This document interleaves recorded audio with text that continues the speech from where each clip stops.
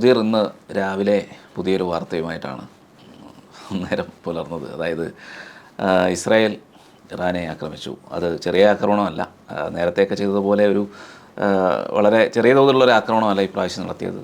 ഏതാണ്ട് 200ഓളം ഫൈറ്റർ ജെറ്റുകൾ ആണ് ആക്രമണം നടത്തിയിരിക്കുന്നത്. അതുമാത്രമല്ല, അതെ, 100ഓളം സ്ഥലങ്ങൾ നടത്തിയെന്നും പറയപ്പെടുന്നു.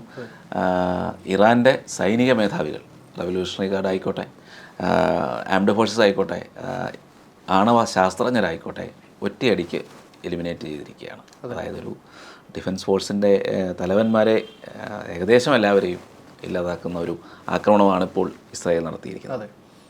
ഇതിപ്പോൾ ഒരു സ്ഥലത്ത് ഒരു ഭാഗത്ത് ഉക്രൈൻ, റഷ്യ, ഒരു ഭാഗത്ത് ഇപ്പോൾ പശ്ചിമേഷ്യ വീണ്ടും സംഘർഷത്തിലേക്ക്. ഗാസയിലെ പലസ്തീനുമായിട്ടുള്ള പ്രശ്നങ്ങൾ ഏകദേശമൊക്കെ അത് നടന്നുകൊണ്ടിരിക്കുമ്പോൾ തന്നെയാണ് അടുത്ത ആക്രമണം. നേരത്തെ ലെബനിലുണ്ടായിരുന്നു ഹൂത്തികളുടെ ആക്രമണം.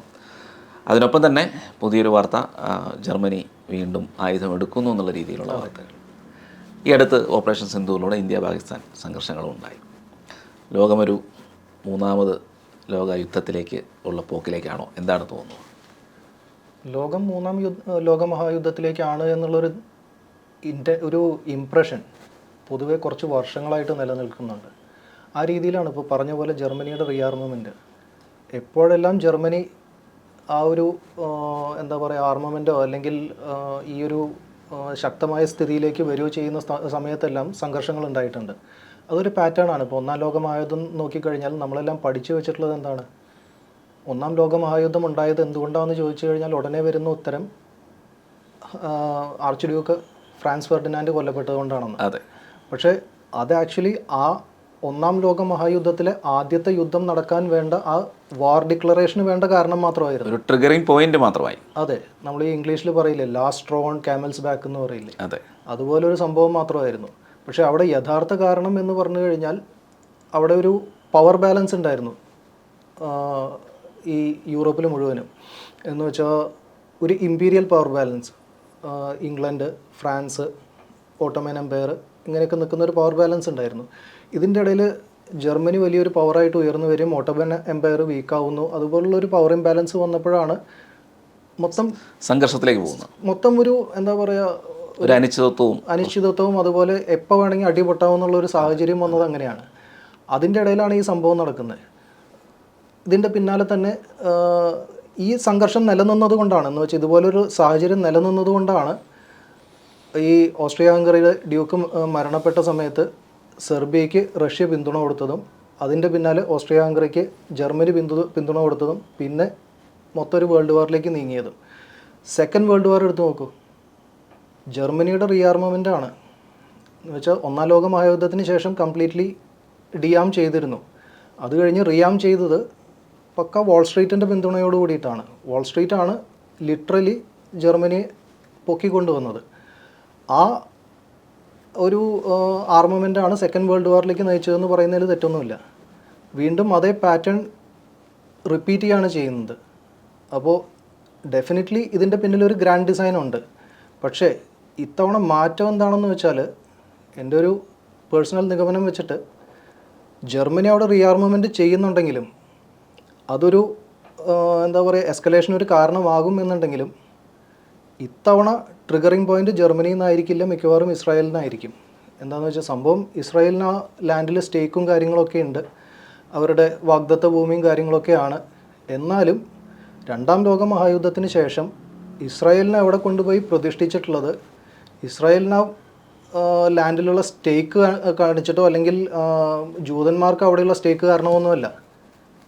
ഇത് ചെയ്തവർക്ക് വ്യക്തമായ പ്ലാൻ ഉണ്ടായിരുന്നു. ആ രീതിയിലാണ് ഇപ്പം കാര്യങ്ങൾ ഡെവലപ്പ് ചെയ്ത് വരുന്നതും. ഇസ്രായേലിൻ്റെ ഇറാനെതിരെയുള്ള ആക്രമണം അങ്ങനെയുള്ളൊരു തുടക്കമായിരിക്കും എന്ന് തീർച്ചയായും. മിഡിൽ ഈസ്റ്റിൽ അങ്ങനെ ഒരു എസ്റ്റാബ്ലിഷ്മെൻറ്റ് ആ സമയത്ത് വന്നിട്ടുണ്ടെങ്കിൽ അത് ആക്ച്വലി ഒരു മൂന്നാം ലോക മഹായുദ്ധത്തിനുള്ള വഴിമരുന്നായിരുന്നു എന്ന് കരുതുന്നതിൽ തെറ്റൊന്നുമില്ല. ഇനിയിപ്പോൾ എങ്ങോട്ട് പോകും ഇത് ഇങ്ങനെ മുന്നോട്ട് പോകുമ്പോൾ? ഇതൊരു ഇറാൻ ഇനി തിരിച്ചടിക്കുന്നു, അല്ലെങ്കിൽ അങ്ങനെ ഒരു പശ്ചിമേഷ്യയെ മൊത്തത്തിൽ ബാധിക്കുന്ന രീതിയിലേക്ക് ഇത് മാറുമോ? അല്ലെങ്കിൽ ലോകരാഷ്ട്രങ്ങൾ ഏത് സൈഡിലേക്ക് മാറും? തീർച്ചയായും ഈ വാർ എസ്കലേറ്റ് ചെയ്യും എന്നുള്ള കാര്യം ഉറപ്പാണ്. അതുപോലെ തന്നെ റഷ്യ ഉക്രൈൻ അപ്പുറത്തും എസ്കലേറ്റ് ചെയ്യും. അവിടെയും വലിയ പ്രശ്നങ്ങൾ നടക്കുന്നുണ്ട്. ഇപ്പോഴും ശരിക്ക് ഇത്രയും 2 വർഷമായി റഷ്യ കിതച്ചുകൊണ്ടിരിക്കുകയാണെന്നൊക്കെ പലർക്കും അഭിപ്രായമുണ്ട്. എന്നാലും റഷ്യ ഇപ്പോഴും അവരുടെ ഒരു മാക്സിമം ഒരു 20% വരെ ഫോഴ്സേ യൂസ് ചെയ്തിട്ടുള്ളൂ. ബാക്കി ഫോഴ്സ് അവർ എല്ലാ ആയുധങ്ങളൊന്നും അവർ പുറത്തെടുത്തിട്ടില്ല. അപ്പോൾ ഉക്രൈൻ എന്തായാലും കൂടുതൽ തീവ്രമായിട്ട് കത്തുമെന്നുള്ള കാര്യത്തിൽ സംശയമൊന്നുമില്ല. അതുപോലെ തന്നെയാണ് ഈ ഇറാൻ ഇസ്രായേൽ കോൺഫ്ലിക്റ്റും സംഭവിക്കാൻ പോകുന്നത്. ഈ ഇറാൻ കത്തി തുടങ്ങിക്കഴിഞ്ഞാൽ സ്വാഭാവികമായും ഇറാനെതിരെ US-ഉം UK-യും പോലെയുള്ള ഫോഴ്സസ് വരും. ഇപ്പോൾ US ഉണ്ടാതിരിക്കുന്നത് ഇത് ഇറാൻ തന്നെ തുടങ്ങി വയ്ക്കട്ടെ, അല്ലെങ്കിൽ ഇസ്രായേലും ഇറാനും തമ്മിൽ തുടങ്ങി വയ്ക്കട്ടെ എന്ന് കരുതിയിട്ടാണ്. അത് തുടങ്ങിക്കഴിഞ്ഞാൽ ഇവർ പതുക്കെ എൻ്റർ ചെയ്യും. ഇറാൻ ചെറിയൊരു ആക്രമണം അല്ലെങ്കിൽ എന്തെങ്കിലും ഒരു മുന്നേറ്റം അമേരിക്കക്കെതിരെ ചെയ്താൽ അവരും സ്വാഭാവികമായിട്ട് അതിനകത്ത് വരുമല്ലോ. അല്ല, അതിനു മുന്നേ ഈ ഒരു കോൺഫ്ലിക്റ്റ് എസ്കലേറ്റ് ചെയ്യുമല്ലോ. ഇസ്രായേലും ഇറാനും തമ്മിലുള്ള കോൺഫ്ലിക്റ്റ് എന്തായാലും ഓൾറെഡി എസ്കലേറ്റ് ചെയ്ത് കഴിഞ്ഞു. അമേരിക്കയ്ക്ക് പങ്കുണ്ടെന്ന് ഇറാൻ പറഞ്ഞു കഴിഞ്ഞു. അതെ, അമേരിക്കയ്ക്ക് പങ്കുണ്ടെന്നുള്ള കാര്യം ഒബ്വിയസ് ആണ്. ഇപ്പോൾ ആക്ച്വലി ആ ഒരു ആംഗിളിൽ നോക്കുകയാണെന്നുണ്ടെങ്കിൽ ഇപ്പോൾ ഓപ്പറേഷൻ സിന്ദൂറിന് ശേഷം US ഇടപെട്ടു എന്ന് അവർ ക്ലെയിം ചെയ്യുന്നുണ്ട്.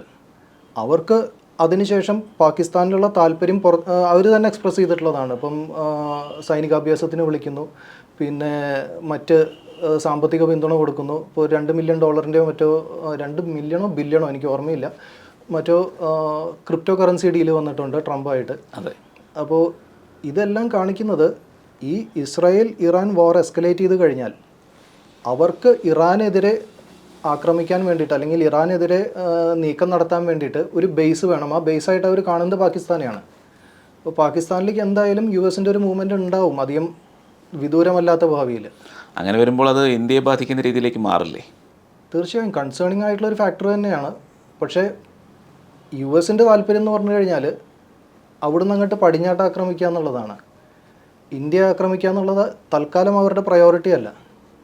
അതുകൊണ്ട് ഒരു ചെറിയ ആശ്വാസം എന്ന് പറയാൻ പറ്റില്ല, എന്നാലും അങ്ങനെ ഒരു മാറ്റം ഇപ്പോൾ അമേരിക്ക പാകിസ്ഥാൻ കേന്ദ്രമാക്കി ഇറാനെ ആക്രമിച്ചു എന്ന് വെക്കുക. അപ്പോൾ ഇറാൻ തിരിച്ച് പാകിസ്ഥാനെ ആക്രമിക്കുന്ന രീതിയിലേക്ക് കാര്യങ്ങൾ മാറില്ലേ? തീർച്ചയായും അവിടെ ഒരു കോൺഫ്ലിക്റ്റ് എന്തായാലും വരും, സംശയമില്ലാത്ത കാര്യമാണ്. പിന്നെ അവിടുന്ന് വടക്കോട്ടുള്ള കാര്യം നോക്കുക. ഇപ്പോൾ US പാകിസ്ഥാനിൽ വന്നു എന്ന് വിചാരിക്കൂ, അത് ഇറാനെ ആക്രമിക്കുക എന്നുള്ളത് മാത്രമല്ല, അപ്പുറത്ത് റഷ്യ ഉക്രൈൻ വാർ നടക്കുന്നതിൻ്റെ കൂട്ടത്തിൽ അവിടെ കുറേ കൺഫ്യൂഷൻസ് നടക്കുന്നുണ്ട്.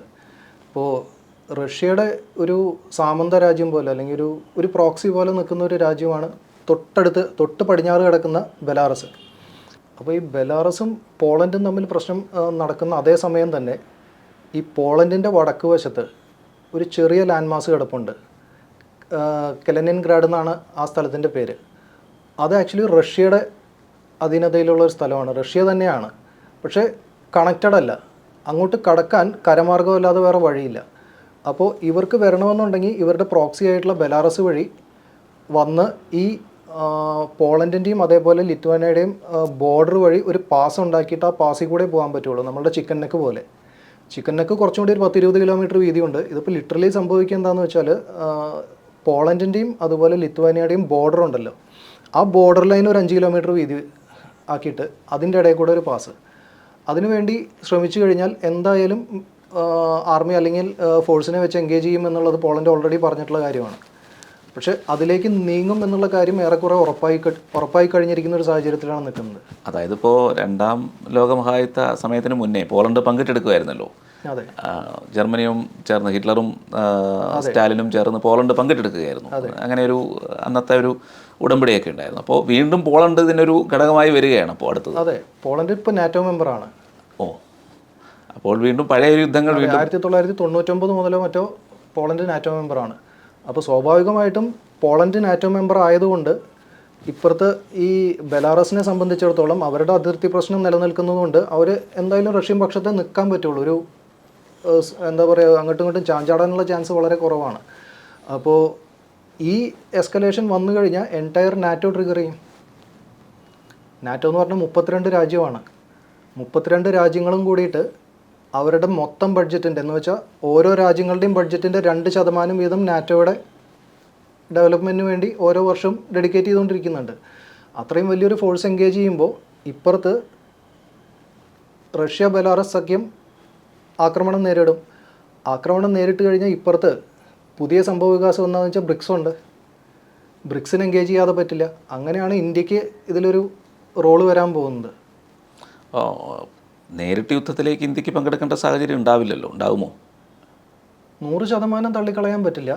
എന്നാലും ഇപ്പോഴത്തെ സാഹചര്യത്തിൽ നേരിട്ടൊരു യുദ്ധത്തിനുള്ള സാഹചര്യം കാണുന്നില്ല. പക്ഷെ എന്നാലും നമുക്കറിയില്ല ഇങ്ങനെയാണ് ലോകമഹായുദ്ധമൊക്കെ ഉണ്ടായി വരികയാണെങ്കിൽ ഓരോ സമയത്തും അവരങ്ങോട്ടും ഇങ്ങോട്ടും ആക്രമിക്കുക എന്നുള്ള രീതിയിലേക്ക് വരും. ചിലപ്പോൾ ഇതിന്റെ തക്കം പാർത്തിരിക്കുന്ന മറ്റ് ആളുകൾ ഇന്ത്യയെ ആക്രമിക്കാറുണ്ടല്ലോ. പാകിസ്ഥാനെ സംബന്ധിച്ചിടത്തോളം ഇപ്പോൾ ഇൻഡസ് വാട്ടർ ട്രീറ്റി ഉണ്ടല്ലോ. അതെ, ആ ഇൻഡസ് വാട്ടർ ട്രീറ്റി അബയൻസി നിൽക്കുന്നിടത്തോളം കാലം അവരുമായിട്ടുള്ള യുദ്ധം കഴിഞ്ഞിട്ടില്ല. അതെ അതെ, അത് അവർക്കും അണ്ടർസ്റ്റുഡ് ആണ്, നമുക്കും അണ്ടർസ്റ്റുഡ് ആണ്. അപ്പോൾ ലോകം മുഴുവനും ഇതേപോലൊരു കൂട്ടയടിയിലേക്ക് പോയി കഴിഞ്ഞാൽ സ്വാഭാവികമായിട്ടും ഇവർ വെറുതെ ഇരിക്കേണ്ട കാര്യമില്ല.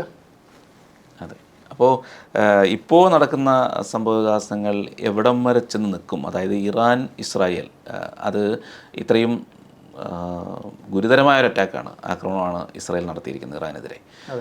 അപ്പോൾ സ്വാഭാവികമായിട്ടും അത് ഇവിടെ നിൽക്കാൻ അതൊരു എസ്കലേഷൻ ഉണ്ടാകുമെന്നുള്ളതിന് സംശയമില്ല. തീർച്ചയായും. ഇപ്പം ഓരോ രാജ്യങ്ങൾക്ക് പിന്നിലും ഓരോ സഖ്യകക്ഷികൾ വന്ന് ചേർന്നത് എക്സ്പാൻഡ് ചെയ്യുമെന്നുള്ള കാര്യം ഏറെക്കുറെ തീർച്ചയായിരിക്കുകയാണ്. ഇതിൻ്റെ ഇടയിൽ എന്തൊക്കെ നെഗോസിയേഷൻ നടക്കും എന്നുള്ളത് ഇനി കണ്ടറിയേണ്ട കാര്യമാണ്. അതെ, വലിയൊരു ശക്തി അപ്പുറത്ത് നിൽപ്പുണ്ട്. ചൈന എന്ത് ചെയ്യും?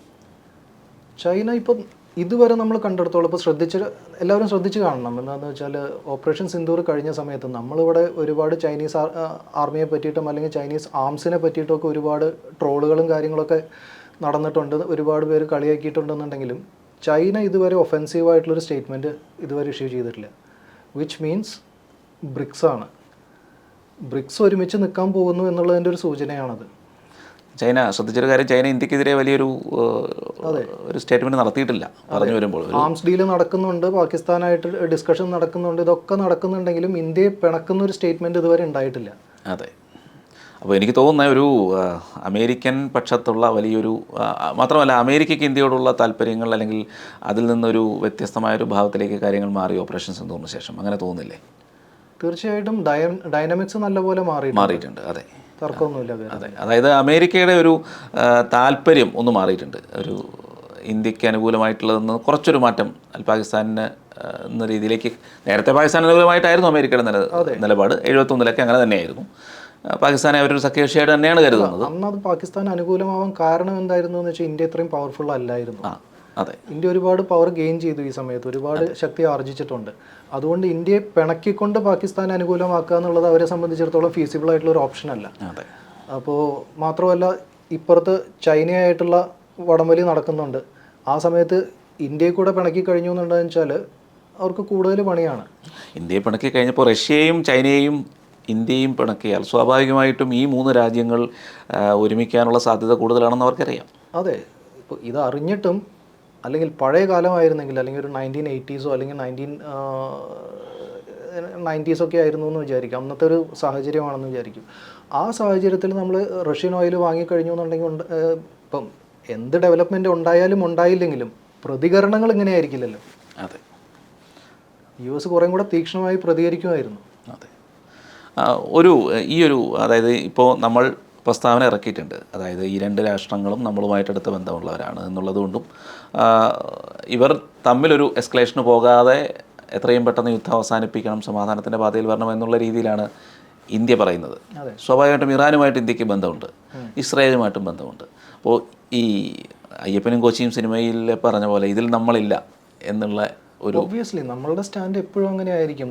നിങ്ങൾ ഈ പ്രശ്നങ്ങളൊക്കെ നിർത്തി സമാധാനത്തിലേക്ക് വരിക എന്നുള്ളൊരു പൊസിഷനിലായിരിക്കും എപ്പോഴും ഇന്ത്യ നിൽക്കുന്നത്. നമ്മൾ പരമാവധി ഇതുപോലെയുള്ള എൻഗേജ്മെൻറ്റിൽ കയറി തലവെച്ച് കൊടുക്കാതിരിക്കുന്നതാണ് നമുക്ക് നല്ലത്. നമുക്ക് ഒരുപാട് പണിയുണ്ടല്ലാതെ തന്നെ. ഇറാന് എത്രത്തോളം പിന്തുണ ഉണ്ടാവും? എവിടെ നിന്നൊക്കെ പിന്തുണ ഇറാന് ലഭിക്കും? കണ്ടറിയേണ്ടി വരും. എന്താണെന്ന് വെച്ചാൽ ഈ ഇസ്ലാമിക് വേൾഡ് ഒരുമിച്ച് നിൽക്കുമോ ഇറാന് വേണ്ടി? ഇല്ലല്ലോ, സംശയമാണ്. എന്താണെന്ന് വെച്ചാൽ ആ ഒരു ഇക്വേഷനൊക്കെ ഒരുപാട് മാറിക്കഴിഞ്ഞു. ഇറാൻ ഏറെക്കുറെ ഒറ്റപ്പെട്ടിട്ടുള്ള ഒരു അവസ്ഥയിലാണ്. എന്നാലും ഇനി ഇത് ഡെവലപ്പ് ചെയ്ത് വരുന്ന സമയത്ത് ആരൊക്കെ പിന്തുണ കൊടുക്കും എന്നുള്ളത് കണ്ടറിയണം. എന്ന് വെച്ചാൽ ഇസ്രായേലും റഷ്യയും തമ്മിൽ ഒരുപാട് പ്രശ്നങ്ങളുണ്ട്, പണ്ട് മുതലേ ഉണ്ട്. അതുകൊണ്ട് ഒരു പിന്തുണ വന്നുകൂടായികയില്ല. പക്ഷെ അതൊക്കെ വിദൂരമായിട്ടുള്ള സാധ്യതകളാണ്. ചൈന ഇസ്രായേലിനെതിരെ നിൽക്കാൻ സാധ്യതയുണ്ടോ? ചാൻസ് കുറവാണ്. ചൈനയ്ക്ക് എൻഗേജ് ചെയ്യാതെ പറ്റില്ല കുറച്ചും കൂടെ കഴിഞ്ഞാൽ. എന്താണെന്ന് വെച്ചാൽ ഇപ്പം ഇതുപോലുള്ളൊരു സാഹചര്യം സംജാതമായി കഴിഞ്ഞാൽ, ഇപ്പം താങ്കൾക്ക് അറിയുന്നുണ്ടായിരിക്കും ചൈനയും തായ്വാനും തമ്മിലുള്ള പ്രശ്നങ്ങൾ. അതെ.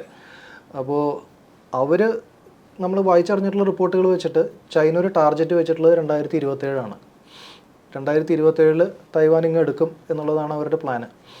സോ ഇതുപോലെ ലോകം ഒരു കൂട്ടത്തലിലേക്ക് പോയി കഴിഞ്ഞാൽ എല്ലാവരും അവരവർക്ക് ആവശ്യമുള്ളത് ആ കൂട്ടത്തലിനിടയിൽ നേടാൻ നോക്കും. അതെ, സ്വാഭാവികമായും ഈ തായ്വാൻ ഇൻവേഡ് ചെയ്യുക അല്ലെങ്കിൽ കൂട്ടിച്ചേർക്കുക എന്നുള്ളൊരു പദ്ധതി ഇവർ പ്രീപോൺ ചെയ്യാൻ സാധ്യതയുണ്ട്. എന്ന് വെച്ചാൽ മുൻകൂട്ടി നേരത്തെ ചെയ്യാൻ സാധ്യത 2027 എന്നുള്ളത് ചിലപ്പോൾ ഒരു 6 മാസം അല്ലെങ്കിൽ ഒരു വർഷം കഴിഞ്ഞോ ചിലപ്പോൾ നടക്കാൻ സാധ്യതയുണ്ട്. പക്ഷേ ചൈനയുടെ ലക്ഷ്യത്തിലുണ്ട്.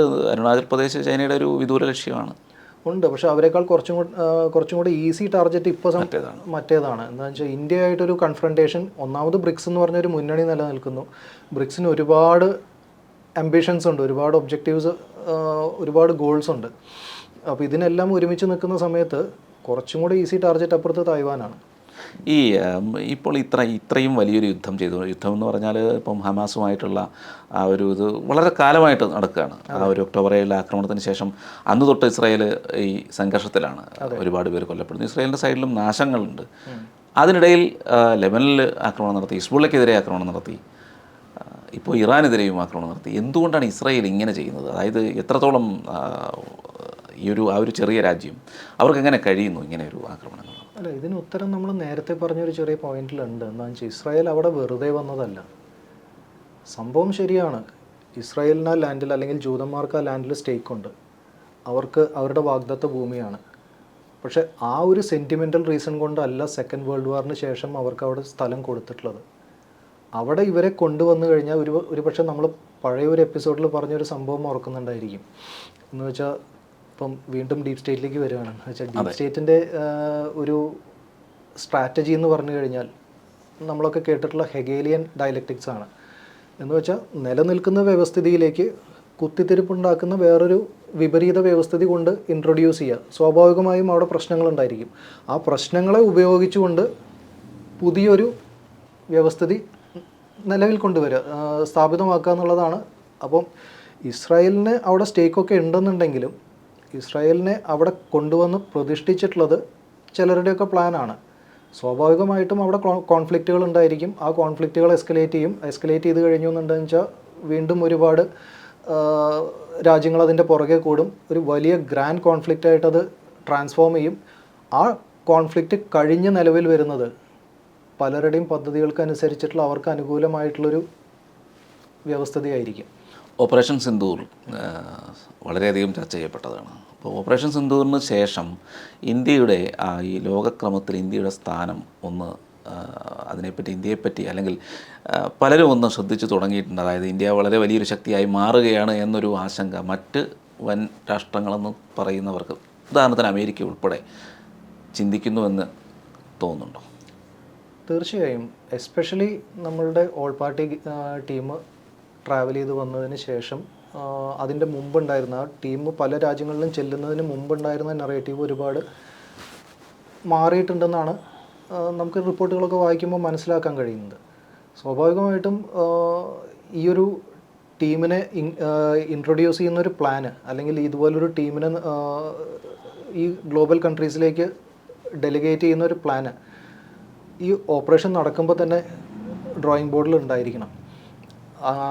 അത് വെച്ചിട്ട് നോക്കുകയാണെന്നുണ്ടെങ്കിൽ ഡെഫിനറ്റ്ലി വളരെ സ്ട്രോങ് ആയിട്ടുള്ളൊരു പൊസിഷനിലാണ് കമ്പയർഡ് ടു പ്രീവിയസ് പൊസിഷൻ. വളരെ സ്ട്രോങ് ആയിട്ടുള്ളൊരു പൊസിഷനിൽ തന്നെയാണ് ഇപ്പോഴുള്ളതെന്നാണ് മനസ്സിലാക്കേണ്ടത്. ഇപ്പോഴിങ്ങനെ ഈ ഏകദേശം പശ്ചിമേഷ്യ കാര്യമായ സംഘർഷത്തിലേക്ക് നേരത്തെ തന്നെ ഉണ്ടായിരുന്നു.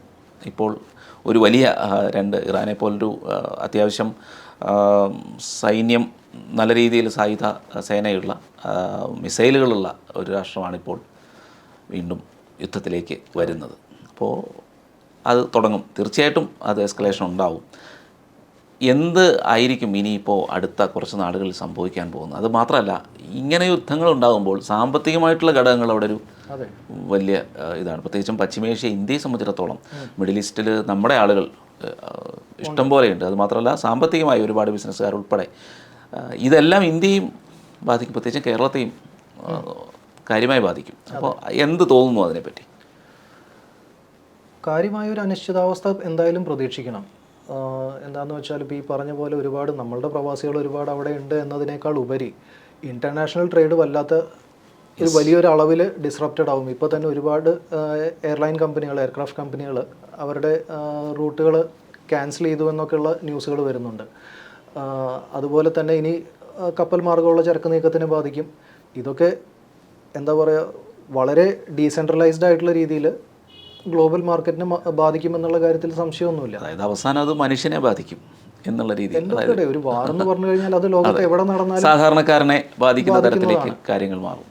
അപ്പോൾ എന്തായാലും കൂടുതൽ എസ്കലേഷൻസ് ഒന്നും ഇല്ലാതെ കാര്യങ്ങൾ തീരുന്നെങ്കിൽ തീരട്ടെ എന്ന് പ്രത്യാശിക്കാം. അതേ നമുക്ക് പ്രത്യാശിക്കാനേ നമുക്ക് കഴിയുള്ളൂ.